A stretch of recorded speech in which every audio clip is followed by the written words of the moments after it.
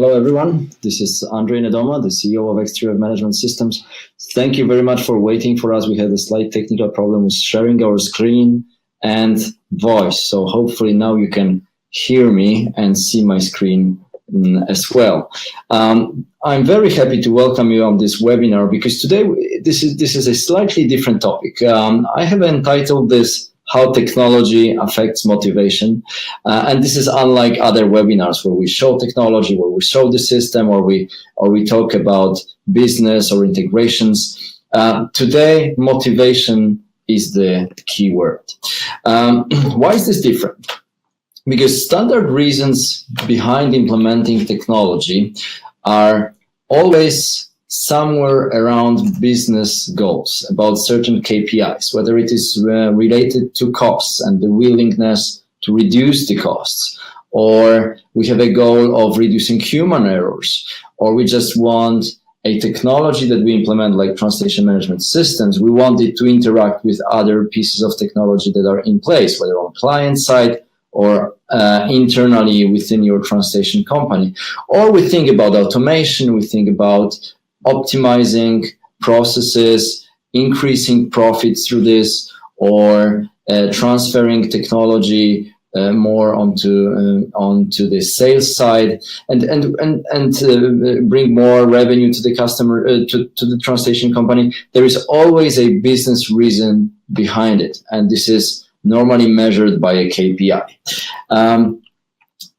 We do talk about soft aspects of implementing a system, but very often it is more related to soft aspects of the implementation process itself. So what happens after the decision when you say, okay, we do want to have a management system, how will it affect people?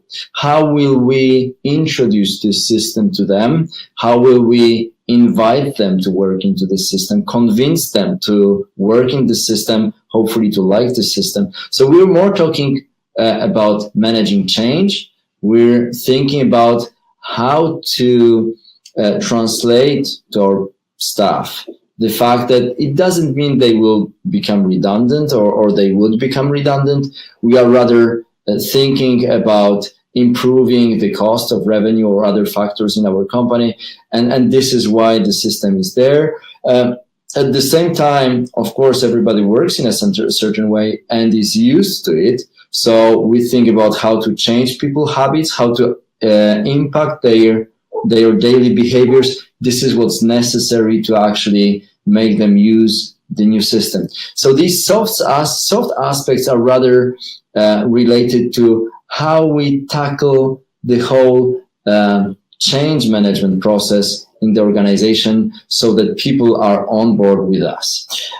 Today, I would like to reverse this and say, why wouldn't we look, at least today, partially talking about decision of implementing a system, why wouldn't we just take this angle of technology as a tool to motivate people? Because people's motivation is, in fact, one of the key factors when you grow your business, when you want to develop a healthy company that will be effectively competing with other players on the market. So why not think about technology that way? How can this become a tool to motivate our people better?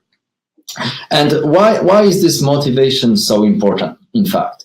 Well, it's about attitude. If you are motivated, you want to do things. You are ready to commit to new ideas. You want to help your clients. Your attitude is of can-do type rather than being tired with your head down and not really convinced you want to do things that somebody else is imposing on you. So it's about your whole attitude towards work and towards the challenges of everyday work life. So how about your readiness to go extra mile for the client? If you are motivated, you are surely much more willing to do something more for your client, to help him more, to behave in a way which will impact their evaluation of your service, of your offer, of your products. It's also related to how do you feel involved with the company mission or goals related to growth or whatever else it is. If you are motivated, you want to be on board, you want to participate in this, you feel part of the whole story, of the whole company life. Otherwise, you don't. So it's really about willingness to do things, to compete, which is necessary, to be better, and to every day become more and more involved in company success. That's why motivation is crucial to every company life, growth, and healthiness. So we should surely think about it almost every day as business managers. So in order to understand motivation and how we can, in fact, motivate people, let's think about what really motivates them.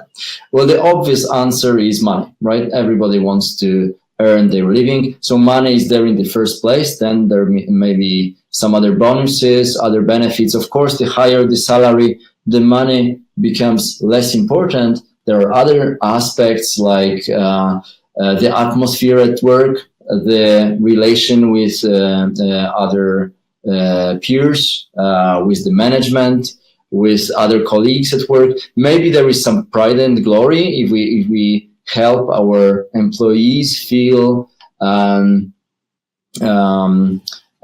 about their results at work. That might be something that motivates them a lot.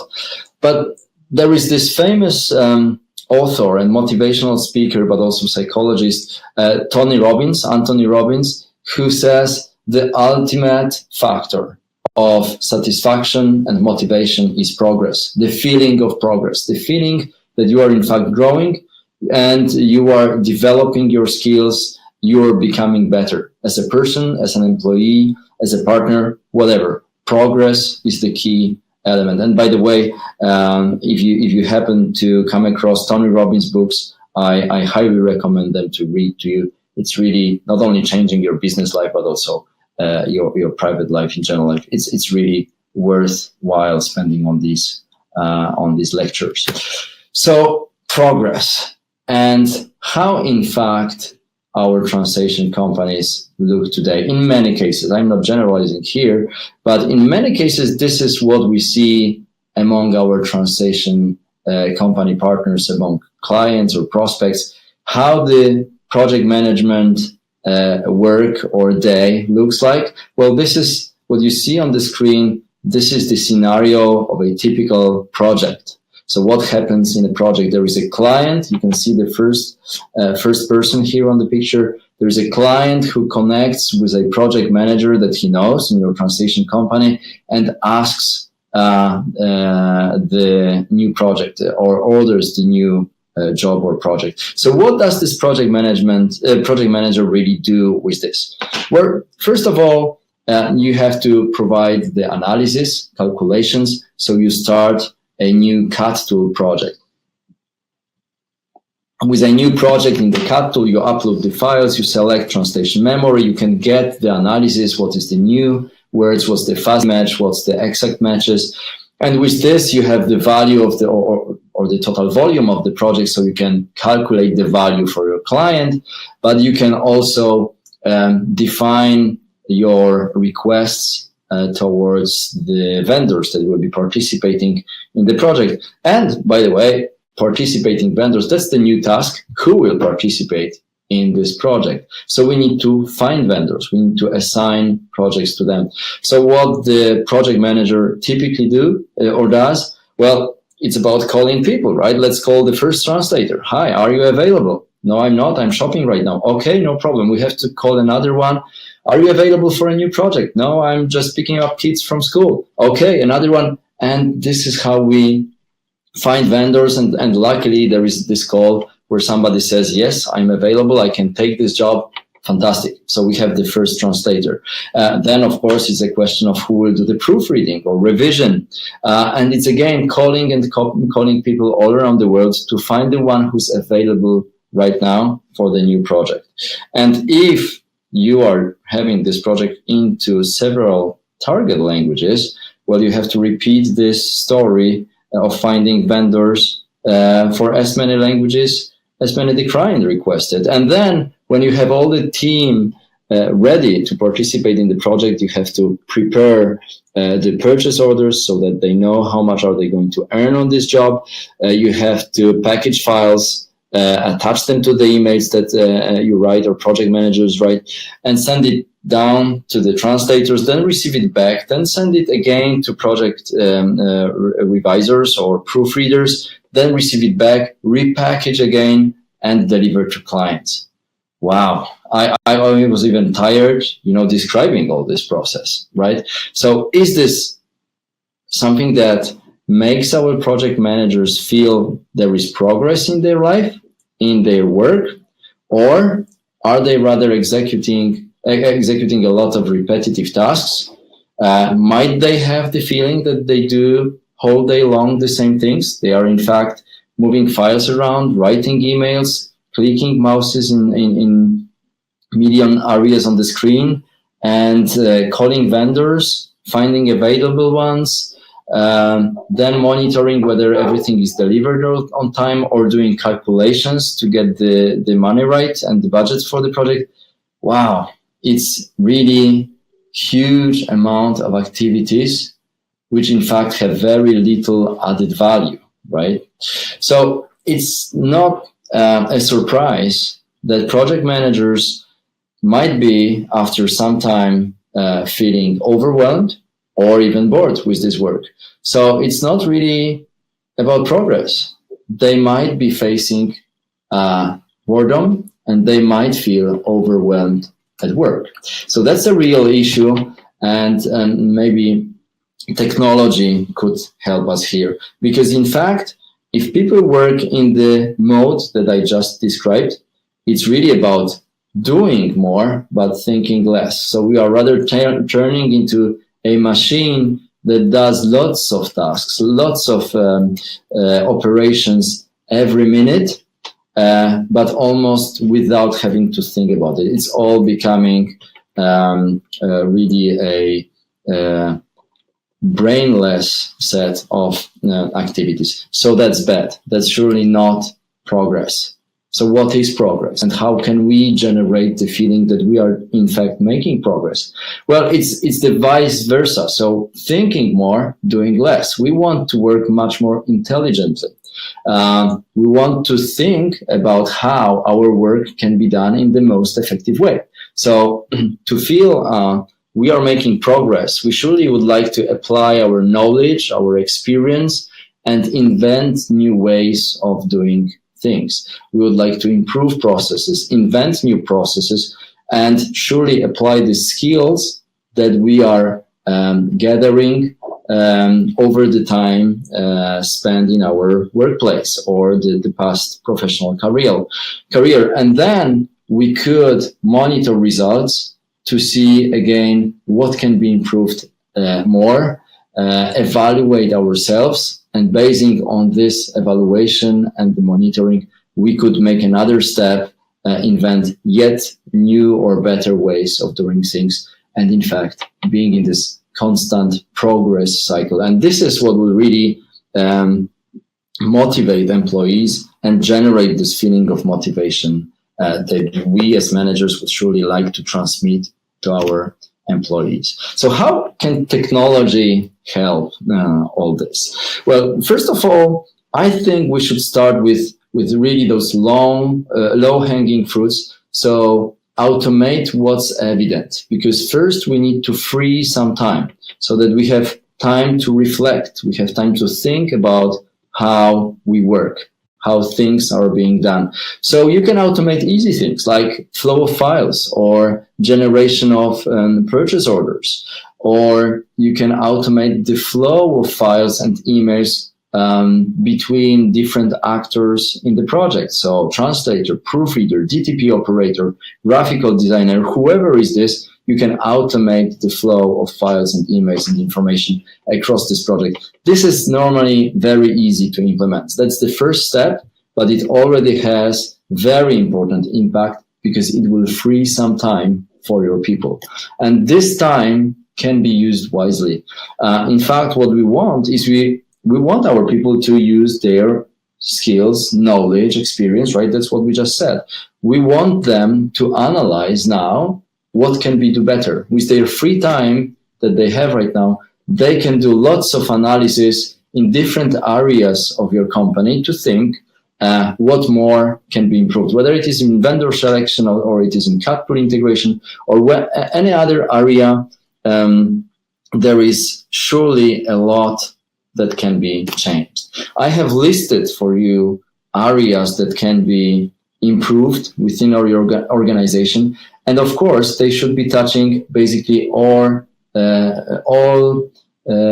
departments within the organizational structure. They should be touching all business processes that you execute along the way of your company activity or daily service. So within project management, we already said files, emails, purchase orders, but it's also maybe a question of how you deliver files, or maybe can you reduce deadlines for very short projects, maybe because you invite your clients to initiate projects automatically and they could start automatically. So maybe your offer could change. Maybe you could be much more reactive to your client because you will see that there is a need for this from your clients. Or maybe from your analysis, you realize that there is lots of clients that you could win, but they do not accept your minimum charges. And there is a way to reduce this minimum charge by introducing automations. And this will be particularly profitable if it's related to clients who sometimes send you a big job on which you're really making money, on which you're really generating profit. But in order to wait for this one, you need to accept hundreds of very small projects beforehand.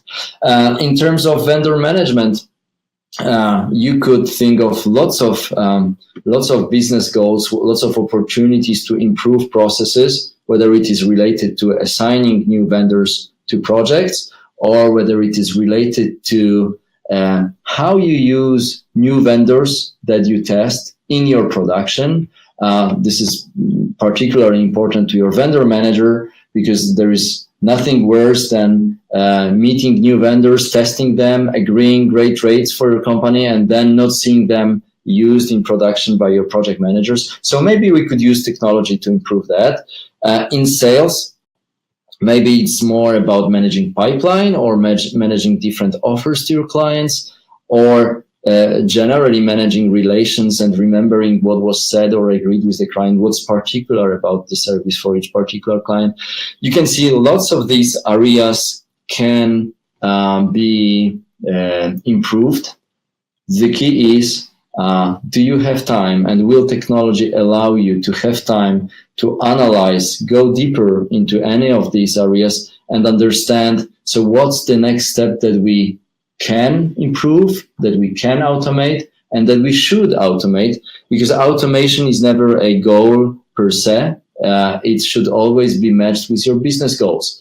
Do you feel you will achieve any particular profit or gain or advantage because of automating specific aspect, or it's not that painful because this is related to a very rare activity and you should rather focus on something else, maybe on those small projects that happen every day, or maybe you should rather focus on analyzing your list of clients. Maybe there is a group of clients that is not really profitable for you. You should be aware of this and make a business decision. Do you want to continue cooperation with the present agreed terms and conditions, or would you like to renegotiate it with those clients, or even maybe drop those clients and just stop servicing them? That's a lot of decisions that will impact your bottom line, that will impact your business, and that will impact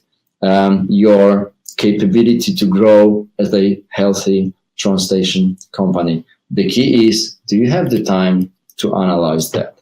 And when you choose the area that you feel you would like to improve, my suggestion is always introduce the measurement, introduce the metrics, and measure what's the value for today of whatever you decide to measure, whether it's this conversion rate from quote to project, or this is average margin per project, or this is your response time to every customer request. Whatever it is, just find the metric for today and define a goal, where you want to be and how you want to arrive there. And let me share with you how we do it in XTRF, how we manage our growth. What we have implemented some time ago is a lot of what we call improvement projects. And in every department, we have managers who are thinking about what we can do better that will serve the growth of our company, that will serve our clients better, or that will do any sort of good for all of us as an organization or as a team or as a partner to our customers.